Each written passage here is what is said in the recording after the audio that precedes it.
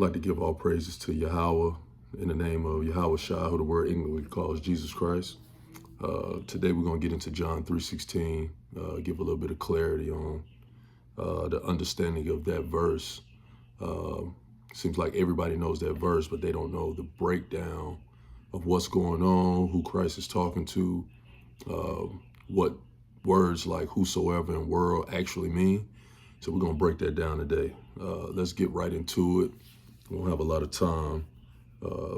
John 3:16 starts off by saying, "For God so loved the world that he gave his only begotten Son, that whosoever believeth in him should not perish, but have everlasting life." All right. Usually when I speak to people about this and ask them to give the context or the sense of who's having a conversation, they can't do it. So we're going to go into the top of this chapter in 3 and 1 and see who Christ was speaking to regarding these things or this verse.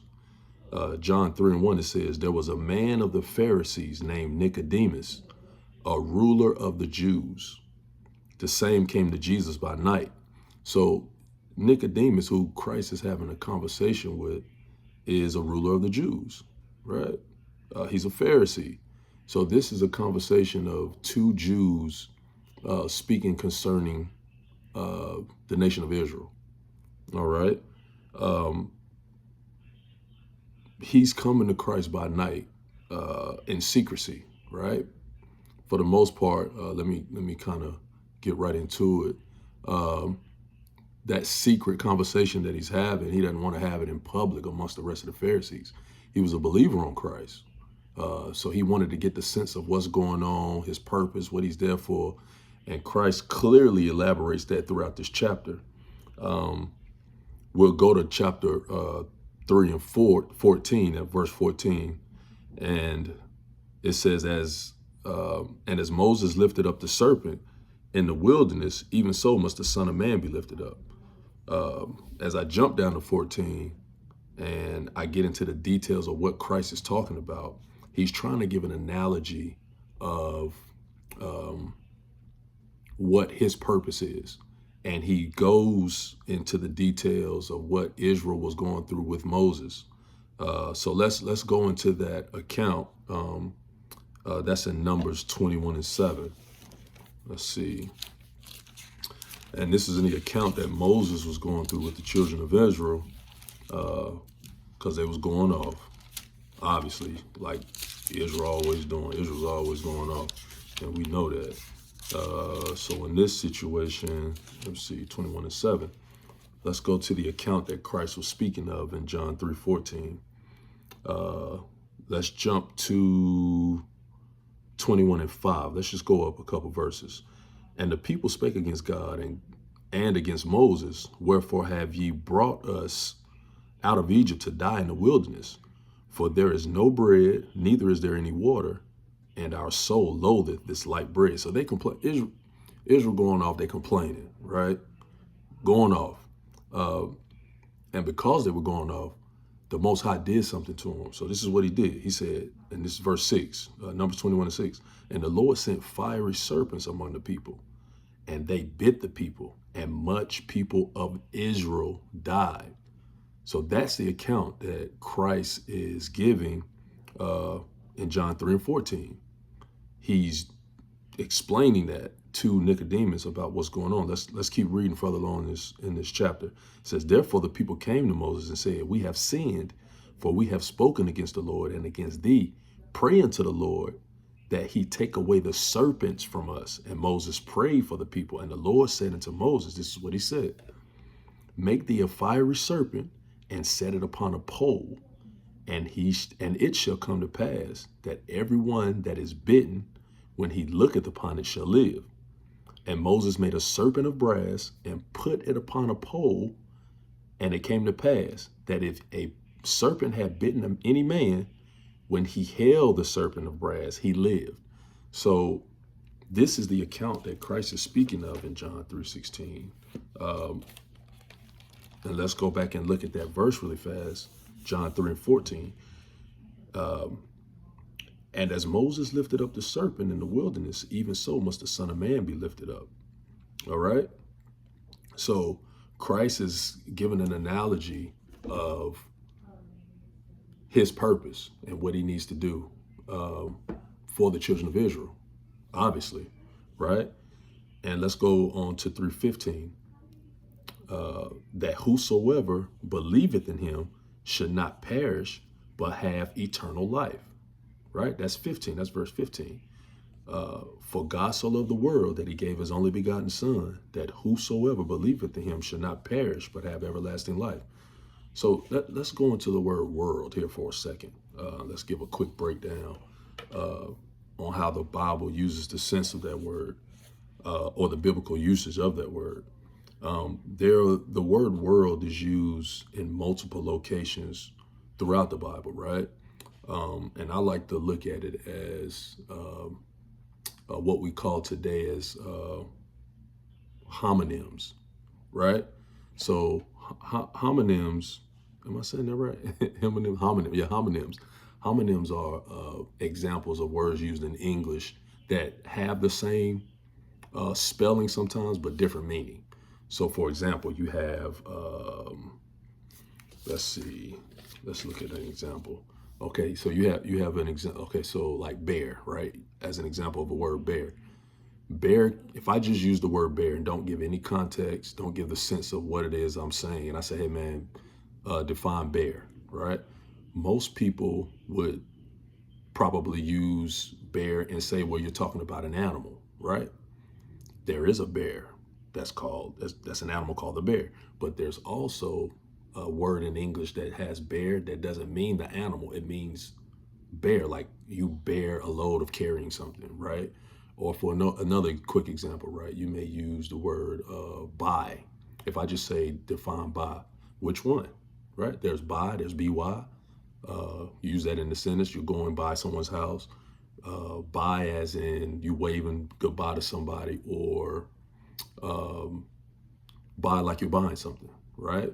So those are homonyms, right? So with that, the Bible does the same thing. So just because the word world is here doesn't detail what that word actually means unless you go into the context of the writing. So here, when I go into the concordance, right? Let's go to the concordance and give the sense of that word, see what we come up with, right? So the word world, right? Let's go to John 3:16 and give, let's see, the word world, right? Go to the concordance.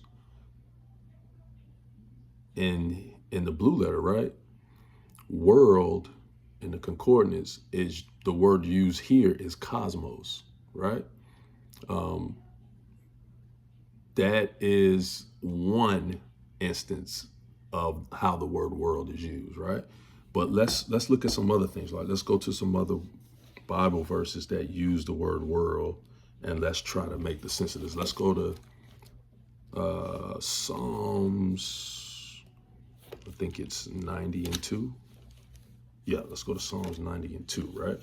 So it says, Psalms 90:2, it says, before the mountains were brought forth, or ever thou hast formed the earth and the world, even from everlasting to everlasting, thou art God. So you have the word world here, right? But when you look it up in the blue letter, right, that word world is aeon, right? That just means the age of time. It's not necessarily used as the same word that's in John 3:16, which we know now that is cosmos, right? Let's give the sense of what that word is in John 3:16 for cosmos. See if we can come up with what that means, right? So the definition that's used here in the blue letter for cosmos is an apt, a harmonious arrangement, a constitutional order, or government. So that's just talking about a government of people, right? Let's go into another verse, right? You know, that's one. Let's go to Hebrews 1, right? And let's get a sense to another example of world, okay? It says, Hebrews 1, it says, God, who at sundry times and in divers manners spake in times past unto the fathers of the prophets, hath in these last days spoken unto us by his Son, whom he hath appointed heir of all things, by whom also he made the worlds. So this worlds here has an S on the end. So wait a minute. So if John 3:16 says God so loved the world that he gave his only begotten Son, what world is he talking about? Because obviously the Bible's using the word world here with an S on the end. So that's multiple world. What world is it speaking of? So let's go to the blue letter and see what word that is. All right. Give me just a second. Bear with me. Quick with the sword. All right. Let's see what we got here, right? Aeon, right? That's not cosmos. Something different again, okay? So, and we know sometimes the blue letter isn't 100% accurate, but these are scholars that are doing this, who understands these translations. So we have to make the sense of the context of these words and writings in these books and chapters to understand what it is that they're talking about. Let's go into another verse, all right? See if we can get the sense. I like this one. Let's look at Luke 2:1, where the word world is used here. All right, let's see. Let's see what we got here. Give me just a second. Here we go. 2:1. And it came to pass in those days, Luke 2:1, and it came to pass in those days that there went out a decree from Caesar Augustus that all the world should be taxed. So here's another example of the word world. Let's look and see what the sense of that is, right? In Luke 2:1. And if I go into that, right, and go to the word world here, it's aquamene. That's another example of the word world, right? So here we have multiple examples, and cosmos is the one that's used in John 3:16. So that's clearly talking about the nation of Israel, right?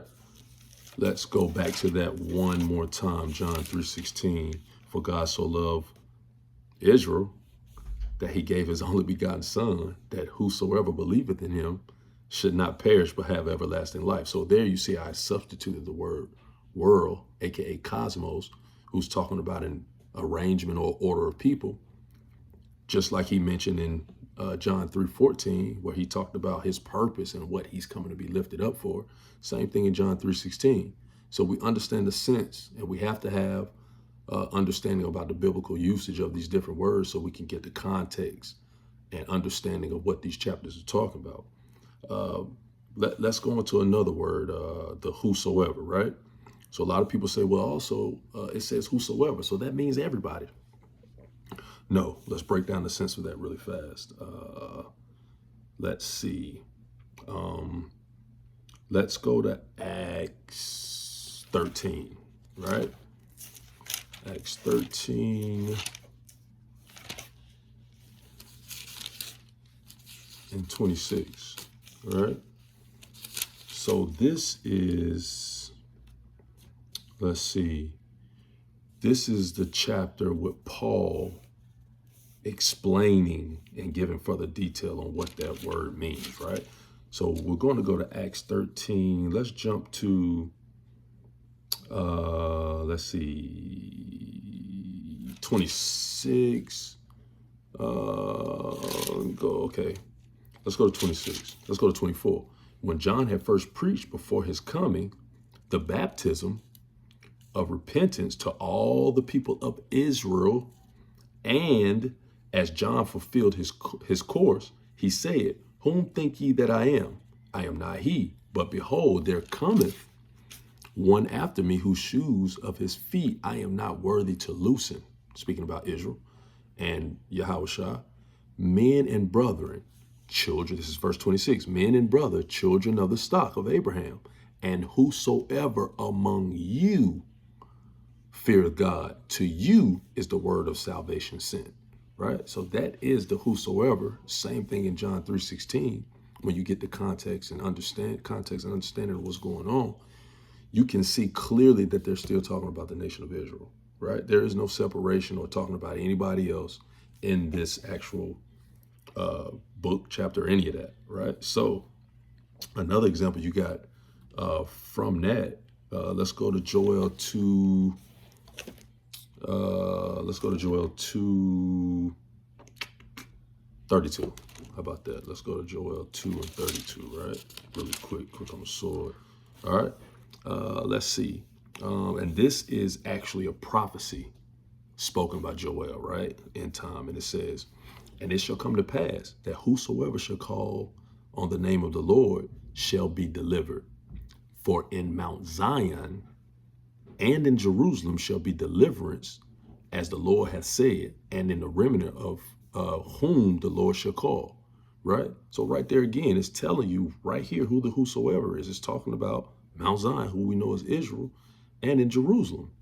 There shall be deliverance, because that's what the prophecy is talking about. Right? And let's back that up with an earlier prophet. Let's go with Isaiah really fast, right? Let's see, Isaiah. Let's go with 45. I know I've been talking for a minute. Isaiah 45. I think it's 7. No. Let's go to Isaiah 45. Let's go to 4, right? Let's go to 4, right? To see who that verse is talking about as far as that whosoever is and who is going to be called on the Lord. This is Isaiah 45 and 4. It says, for Jacob my servant's sake, and Israel mine elect, I have called thee by name, by thy name, I have surnamed thee, and thou hast not known me, right? So the elect and who's going to be called is Israel again. Jacob and Israel, that's who's being called, that's who's being elected, that is the elect, okay? Let's do one more, and I'll end it with this one. All right, let's go to Joel. Let's go back to the book of Joel. Let's go back to the book of Joel. Bear with me just a second. 2 and 27. And ye shall know that I am in the midst of Israel, and that I am the Lord your God, and none else. And my people shall never be ashamed. So here, clearly the elect and the whosoever is talking about Israel. He said it right here. And ye shall know that I am in the midst of Israel, and I am the Lord your God, and none else. And my people shall never be ashamed. So that's more elaboration on that, about John 3:16. And, you know, there are many verses, many chapters elaborating the details of what John 3:16 is. I just kind of gave you a few to give you the sense of what's going on and have some understanding of these different biblical usage and how they work. So I hope you can take this information and apply it to your understanding as you read through these chapters. And even if you're giving a sense to other people, you can go to some of these verses and give the sense of what's going on. And I'm gonna close it with that. Shalom.